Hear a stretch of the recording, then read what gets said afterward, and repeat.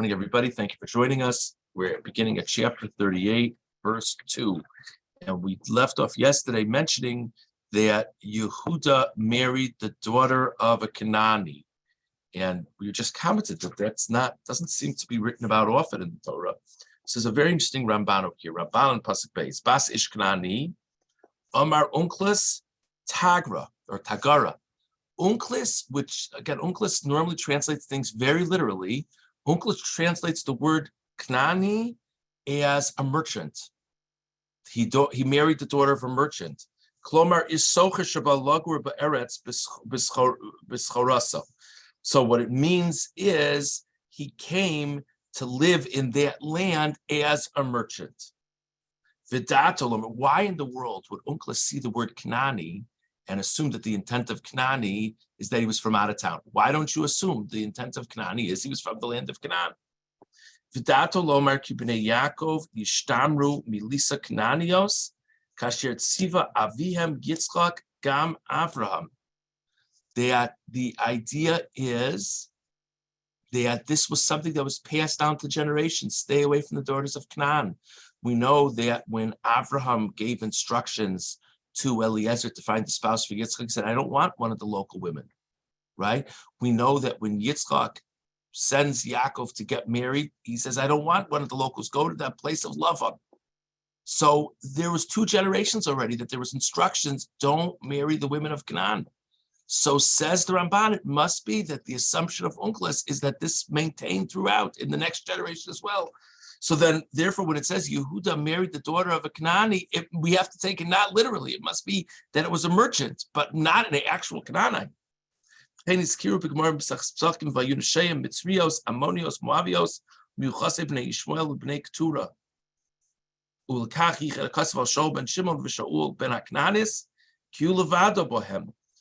Later on, near the end of Sefer Bereshis, when the Torah gives the Yichus, the lineage of Klal Yisrael, it mentions a specific person, Shaul, the son of the Canaanite mother, because that was novel for the Jewish people, because generally speaking, they didn't marry into Klal Yisrael. And then there's a whole medrash over there that really it means Dinah, who had relations with a Canaanite man. But even that, it doesn't mean actually his mother was Canaanite. There's a dispute among the rabbis about this. Amar Rabbi Yehuda Omer, to umos noldu im hashvatim v'nasum, Reb Nechemya Omer kinanios hayu. So, an interesting question. How Yaakov make shidduchim for all these sons of his? And it's such a big deal. These are the tribes. We don't really hear much about their wives. So Rabbi Yehuda said, actually, each of the sons of Yaakov was born with a twin sister. And so the brothers and sisters married each other. That's what Rabbi Yehuda says. Rabbi Nechemya says, no, they married women from Canaan. Now, wait a second. Our ears should jump when we hear that. What do you mean women from Canaan? This was this whole discussion that it was a thing through generations. They weren't going to marry Canaanite women. So the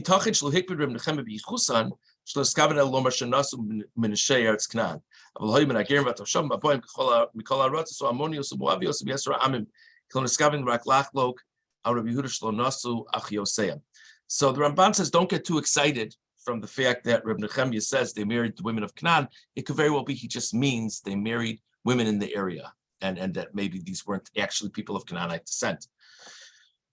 Uladas Reb Yehuda yitztarchu b'nei Leah lases tu'umos shisho ha'acherim ve'im yisu shalahem. O shelo yoder Reb Nechemya b'tu'umos klal v'lo hoisalo bas zulasi dina k'mashmos ha'kasav. So this is an interesting thing to wonder. So how many daughters did Yaakov have? So according to Rabbi Yehuda, it sounds like Yaakov had 13 daughters. And by the way, if you say that they all were born with twin sisters, he says presumably it would be that the sons of Leah married twins of the other sons. Not their 100% sisters, but they married half sisters of theirs. So the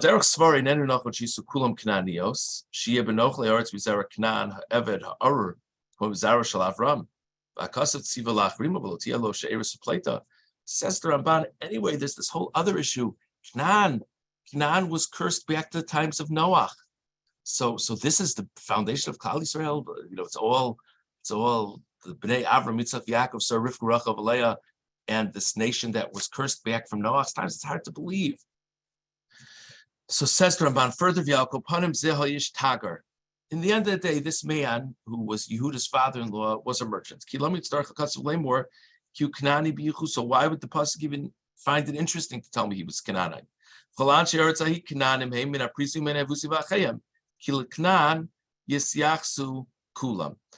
says, hey, listen, it must be that Canaanite doesn't mean he was from Canaan, because why is that exciting to us anyway? That's the area that Yehuda was in. Okay, so the Ramban still goes on. I think we'll hold here with this Ramban, but it just raises a very interesting thing in terms of maybe there was this idea from earlier generations, we don't marry into Canaan. And then you have this other question, did they find wives from the locals for the Shvatim, or was each of the Shvatim born with twin sister and they mixed and matched among the family?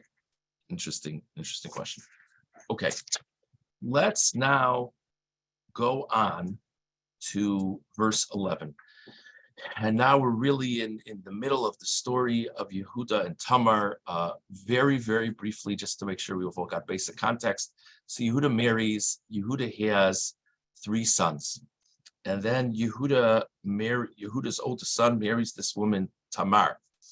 And he died. And then she married Yehuda's brother, and he died. The Midrashim explained, based on the Pesukim, the Midrashim explained that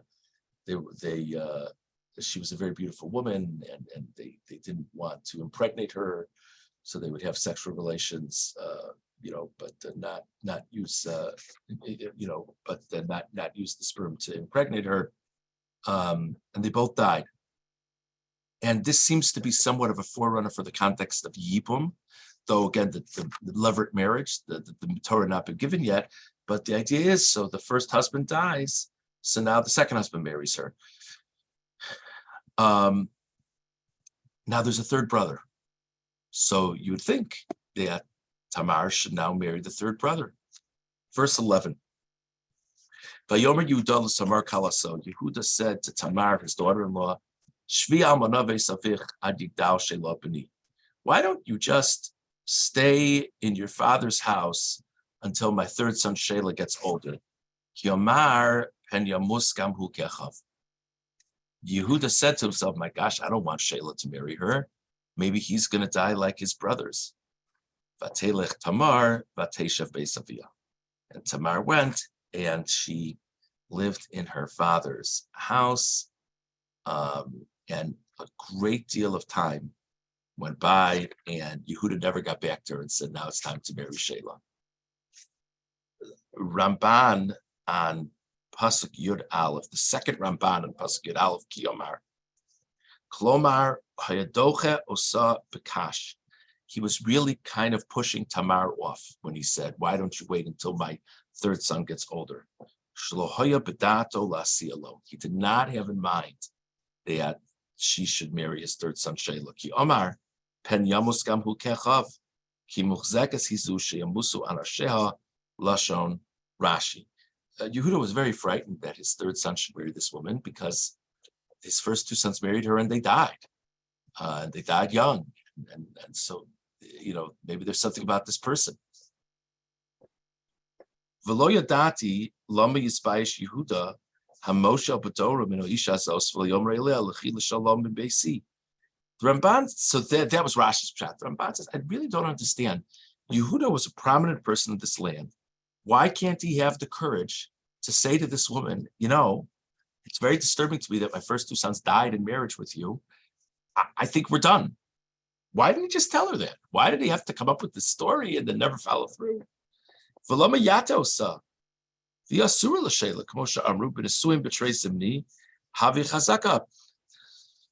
There's a halachic concept of this, that if a woman is married to 2 different men and they both died, then there's sort of like there's a track record, and then there's halachic problems with her marrying a third man. So It's a rational thing for Yehuda to say to her. Why did he just say to her, listen, I'm really sorry. This is really unfortunate, but I'm not comfortable with you marrying my third son. Fast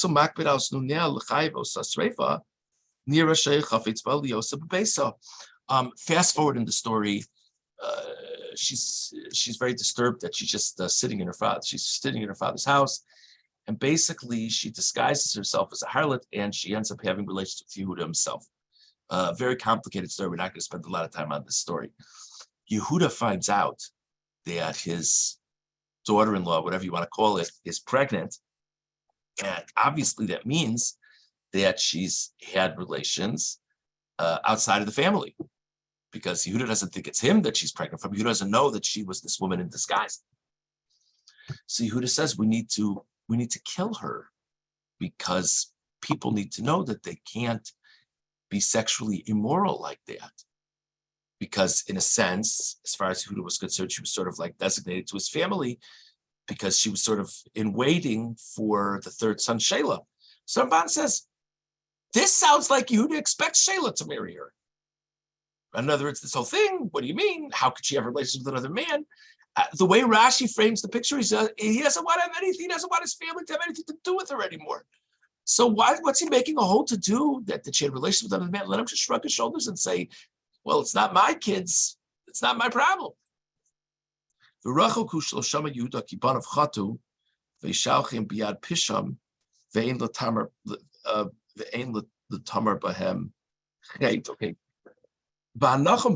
I think the pshat is that Shelah could have had a levirate marriage with Tamar.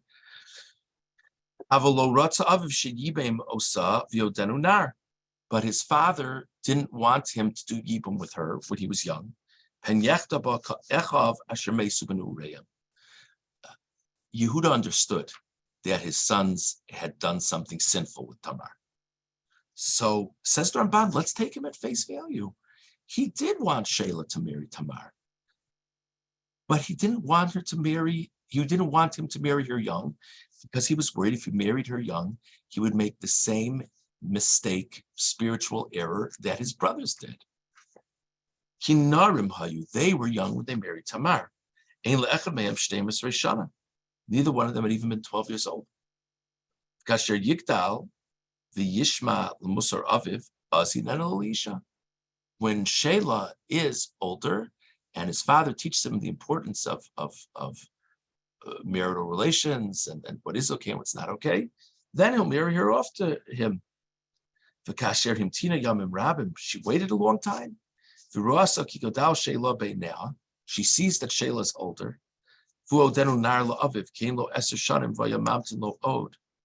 So she thought Shelah was old enough to have Yibam with her. Her father-in-law, Yehuda, didn't think so.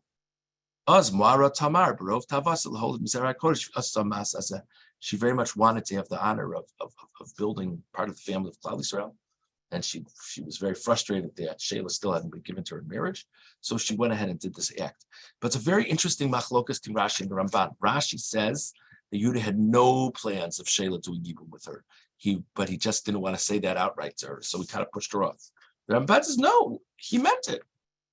But he wanted a significant amount of time to pass because he wanted Shelah to be old enough that Shelah could approach the marital relations correctly and not be punished the way his older brothers were. So we discussed this issue of the family of Yaakov marrying Canaanite women, and did they marry? And then we also discussed this dispute between Rashi and the Ramban regarding why Yehuda delayed in allowing Shelah and Tamar to marry.